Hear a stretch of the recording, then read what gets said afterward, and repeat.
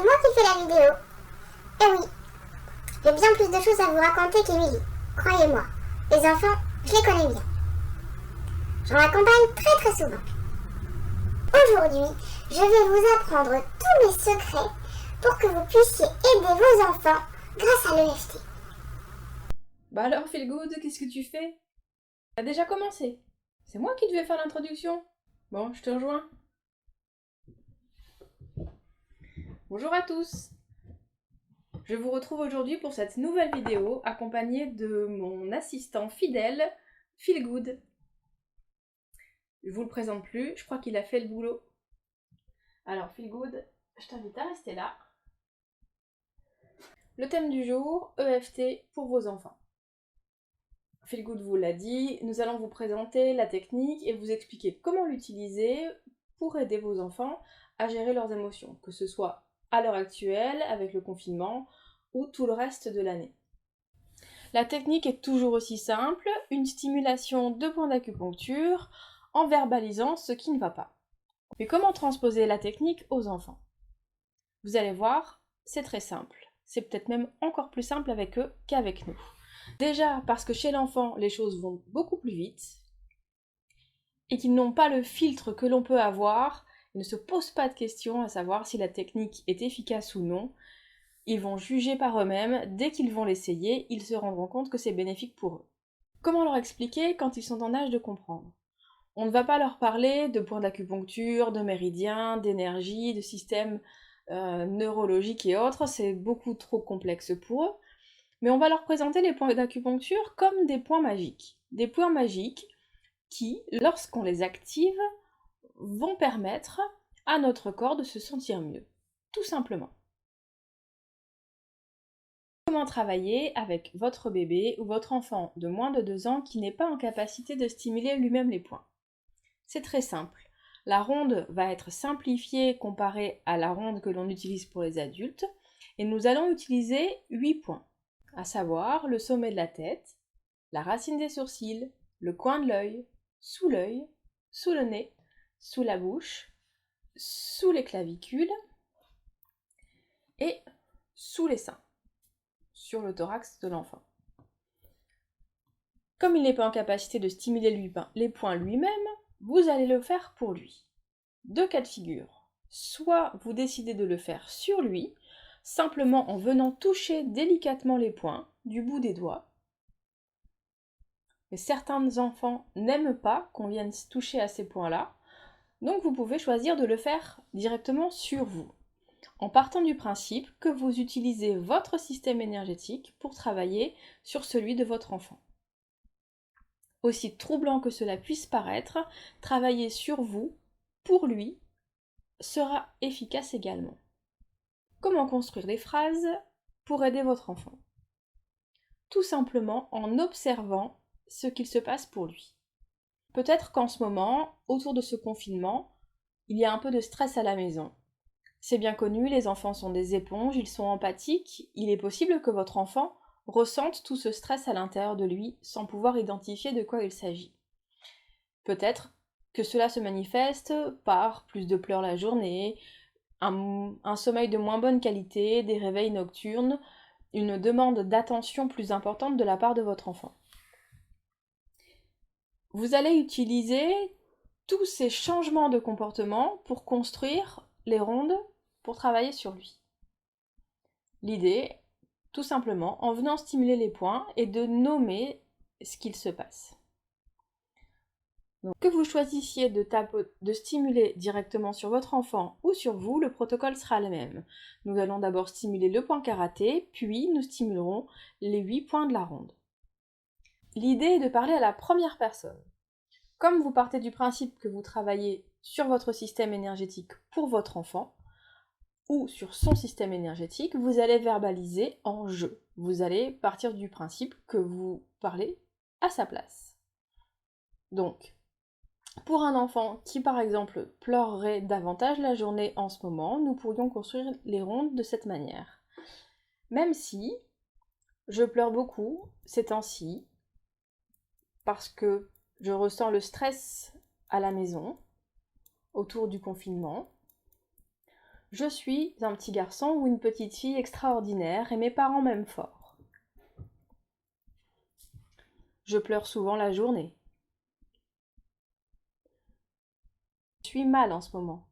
Une vraie éponge avec tout ce qui se passe. Je ne me sens pas très bien. Je ne sais pas pourquoi. Je ressens toutes les tensions à la maison. Toutes ces tensions.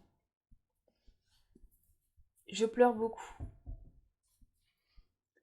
Je pleure beaucoup aujourd'hui. J'ai beaucoup pleuré cette semaine. Je me sens mal en ce moment. Toutes les tensions. Je ressens les tensions de mes parents. Je pleure beaucoup en ce moment. Toutes ces tensions. Toutes ces tensions. Et nous enchaînerons ensuite sur une ronde plus positive. Mais la réalité, c'est que mes parents m'aiment. Que je suis en sécurité ici. Que je suis un petit garçon ou une petite fille adorable. C'est bien normal que je me sente mal, que je me sente moins bien que d'habitude. Mais la réalité, c'est que maman m'aime très fort, que papa m'aime très fort, et que je suis un petit garçon ou une petite fille formidable. Voilà très bien comment vous pourriez travailler avec un enfant entre 0 et 2 ans. Votre enfant a plus de 2 ans. Il va être alors en capacité de comprendre l'exercice et d'y participer pleinement. Vous allez le voir, en plus, ça risque de l'amuser et il va en redemander. Nous allons donc lui expliquer les points magiques, lui montrer où il se situe. On peut lui proposer éventuellement de travailler avec son doudou ou avec une peluche sur laquelle vous aurez pris le soin au préalable de coudre des boutons sur les zones concernées. Donc sur le dessus de la tête, la racine des sourcils, le coin de l'œil, sous le nez, sous la bouche, sous la clavicule et au niveau du thorax, sous le cœur. L'enfant va aimer travailler avec un doudou parce qu'il va transférer son problème sur le nounours, sur le doudou, et il va s'investir de la mission d'aider le doudou. Du coup, il va s'investir complètement différemment et ça peut être très intéressant. Donc là, dès lors que l'enfant est en capacité de comprendre, on a plusieurs possibilités. Soit il va accepter de stimuler les points sur lui, nous le ferons en même temps que lui pour lui montrer ce qu'il doit faire. Donc les points sont toujours les mêmes, nous ferons la même chose que lui. Ou alors, il pourra décider de stimuler directement sur son doudou, sur le nounours. Le FT est une thérapie miroir. Lorsque l'on regarde quelqu'un qui stimule ces fameux points d'acupuncture ou qu'on stimule sur quelqu'un d'autre, et ça fonctionne également sur une peluche, on active nos neurones miroirs qui vont stimuler les points d'acupuncture chez nous, qui vont avoir un impact donc sur notre système énergétique. Et donc, avec tous ces éléments, nous allons demander à l'enfant comment il se sent. Un petit peu triste, en colère. Il va pas forcément être en capacité de mettre des mots, mais il va peut-être pouvoir vous dire ce qu'il sent dans son corps. Qu'on va lui demander également, est-ce qu'il a une boule dans la gorge, envie de pleurer, envie de frapper, envie de hurler. Et nous allons prendre tous ces éléments. Et comme chez l'adulte, nous allons demander à l'enfant une note à son intensité émotionnelle. Mais bien sûr, nous n'allons pas pouvoir utiliser l'échelle que l'on utilise chez l'adulte, qui va pas du tout leur parler. Nous allons simplement demander aux enfants à quelle intensité ils le ressentent, en leur demandant d'utiliser leurs mains. Les mains jointes, ils ne ressentent rien ou plus rien. Un petit peu, un peu plus, c'est moyen, c'est grand, c'est très très grand, je ne peux pas ressentir les choses plus fort que cela. Et donc, comme c'est très visuel, vous allez voir que les enfants vont être pleinement en capacité de vous montrer. Et de la même manière que pour un adulte, nous allons construire les phrases en commençant par le point karaté. Même si j'ai très envie de pleurer, je suis une petite fille extraordinaire et mes parents m'aiment très fort. Et de la même manière, nous allons prendre tous les symptômes de l'enfant et répéter les phrases. J'ai très envie de pleurer. Je suis triste aujourd'hui. Parce que je peux pas sortir. Parce que je voudrais aller faire du vélo dehors. parce que j'ai pas vu mes copains à l'école.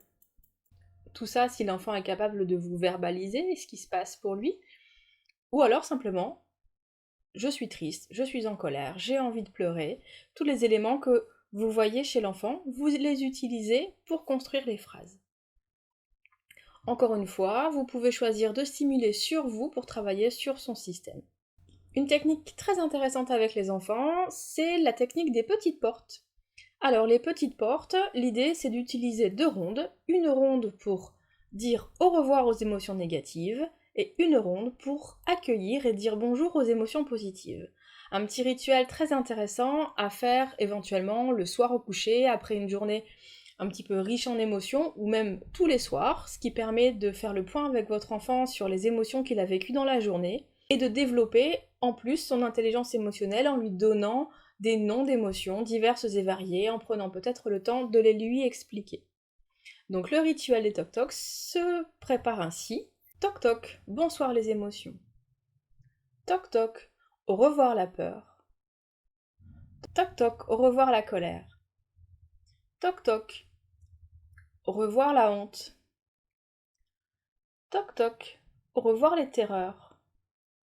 Toc-toc, au revoir la peine. Toc-toc, au revoir les frayeurs. Toc-toc, au revoir la frustration. Puis une seconde ronde positive. Toc-toc, bonsoir les émotions. Toc-toc, bienvenue le calme. Toc-toc, bienvenue la joie. Toc-toc, bienvenue l'amour. Toc-toc, bienvenue la sérénité. Toc-toc, bienvenue l'amitié. Toc-toc, bienvenue la sécurité. Toc-toc, bienvenue la plénitude. Et ainsi de suite.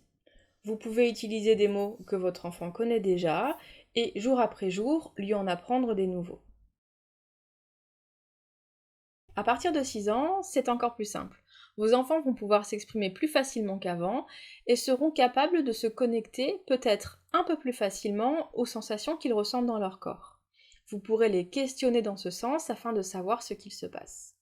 Par exemple, un petit garçon en colère ne saura peut-être pas dire qu'il est en colère, mais il vous dira qu'il a envie de crier, qu'il a envie de taper des poings, de serrer les poings, de taper par terre.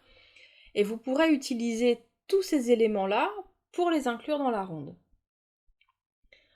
Toujours sur le même principe, même si je suis très en colère, que j'ai envie de taper par terre, je suis un petit garçon formidable et mes parents m'aiment très fort. Toute cette colère à l'intérieur de moi, j'ai très envie de frapper, j'ai très envie de crier. Et ainsi de suite avec les mots de votre enfant. Posez-lui toujours la question, que ressens-tu à l'intérieur de toi ? Encore une fois, parfois, comme pour nous d'ailleurs, il leur est difficile de mettre en mots ce qu'ils ressentent d'un point de vue émotionnel. Donc les sensations corporelles seront vraiment les clés qui vont vous indiquer ce qui se passe dans leur corps, et ce sera à la base de la construction de la ronde, ce sera la trame de travail. Et au fur et à mesure des rondes, vous pourrez leur demander comment ça se passe dans leur corps. Et les enfants, très vite, vont vous décrire que ça s'apaise, pour une colère que les poings se détendent, qu'ils ont moins envie de crier, etc. Pour les adolescents, c'est une autre histoire. La plupart du temps, ils vont commencer à trouver la technique ridicule, débile, et ils vont pas forcément avoir envie de pratiquer ça auprès de vous. Néanmoins, c'est quand même intéressant de leur présenter parce que la plupart d'entre eux vont avoir la curiosité d'essayer tout seuls, dans leur chambre, loin des regards, et si vous leur donnez les clés, ils pourront l'utiliser et gérer également leurs émotions. Certains accepteront de le faire avec vous. Dans ce cas-là, profitez-en, et la construction est toujours la même. Le point karaté, même si je ressens telle émotion, je m'accepte comme je suis, ou je suis un enfant extraordinaire. Et ensuite, on continue avec tout ce qui se passe dans le corps, au niveau émotionnel, avec, là chez les ados, on peut commencer à leur demander une note entre 0 et 10. 0, l'émotion n'est pas là, 10, elle est à son maximum. Ils vont être plus facilement en capacité d'évaluer avec cette échelle. Une des choses les plus importantes, pour que votre enfant puisse apprendre à gérer au mieux les émotions quand elles le submergent, c'est de développer chez lui son intelligence émotionnelle. L'intelligence émotionnelle, c'est la capacité qu'aura votre enfant à exprimer ce qu'il ressent. Par le vocabulaire, donc au plus son vocabulaire est riche, au mieux c'est, au plus c'est simple pour lui d'exprimer ce qu'il ressent, et aussi par sa capacité à se focaliser sur son corps et à savoir ce qu'il se passe dans son corps quand il ressent quelque chose.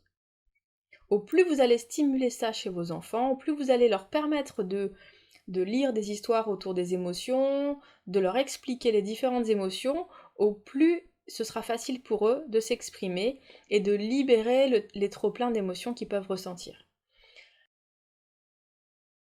Il existe énormément de livres qui sont vraiment très très bien faits pour aider vos enfants à découvrir les différentes émotions. Vous en trouverez des références à l'appel sur internet. Mon petit coup de cœur, il est pour Vice Versa, ce film d'animation de chez Disney Pixar qui nous parle des émotions via la description de personnages qui se trouvent à l'intérieur de la tête d'une petite fille. Et on y retrouve donc la joie, la tristesse, la colère, le dégoût et la peur.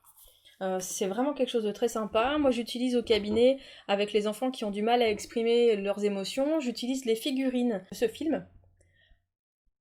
Les enfants qui ne savent pas nommer leurs émotions vont être capables de me montrer la figurine qui correspond à ce qu'ils ressentent, parce qu'ils ont bien compris comment ça fonctionne. Et donc ça peut être vraiment un atout d'avoir quelque chose pour symboliser les émotions, pour que l'enfant puisse montrer du doigt sans forcément parler, puisqu'il aura peut-être pas envie de parler. Pour leur expliquer l'EFT, à partir de 5 ans, il y a Valentin et les points magiques, une petite histoire toute mignonne qui explique les différents points de l'EFT, la notion de l'énergie et comment fonctionne l'EFT. Ça peut être un très bon complément pour vos enfants. Au fil des émotions, un livre qui explique les différentes émotions, qui va aider votre enfant à acquérir du vocabulaire émotionnel. Pour vous parents, je vous conseille ce livre de Jean-Michel Guret, Fini les chagrins, les peurs et les colères avec l'EFT. Vous y trouverez de nombreuses informations sur la technique, mais également des trames de rondes pour apprendre à construire vos rondes en fonction des différentes circonstances dans lesquelles vous allez vous trouver avec votre enfant. Pour conclure, stimulez le plus possible l'intelligence émotionnelle de vos enfants. Invitez-les à se plonger dans leur corps, à être dans le ressenti, à comprendre ce qui se passe à l'intérieur de leur corps pour les aider à verbaliser le mieux possible. Lors d'une ronde de d'EFT, chez l'enfant ça peut aller très très vite, quelques minutes parfois suffisent pour libérer complètement l'émotion qui les submerge. Si vous ne savez pas quoi dire, ne dites rien. Continuez à stimuler les points en laissant l'enfant dans son émotion et la stimulation des points va faire le travail malgré tout parce que l'enfant sera tellement dans son émotion que c'est comme s'il la verbalisait. En fonction de la tranche d'âge de vos enfants, vous pouvez aussi leur proposer d'exprimer leurs émotions sur un dessin et vous pouvez travailler sur le dessin. C'est-à-dire que vous pouvez demander à l'enfant de décrire le dessin et d'utiliser ces mots pour construire la ronde de FT. J'espère que les choses sont claires pour vous. Je pense vous avoir déjà donné quelques éléments suffisants pour pouvoir construire des rondes avec vos enfants. Je vous souhaite une bonne expérimentation de l'EFT avec eux et je vous dis à bientôt. Bon, ça semblait lui faire plaisir, alors j'ai laissé Émilie tout faire. J'aurais sans doute fait mieux qu'elle, mais bon, ce sera pour une prochaine fois. Au revoir et à très bientôt.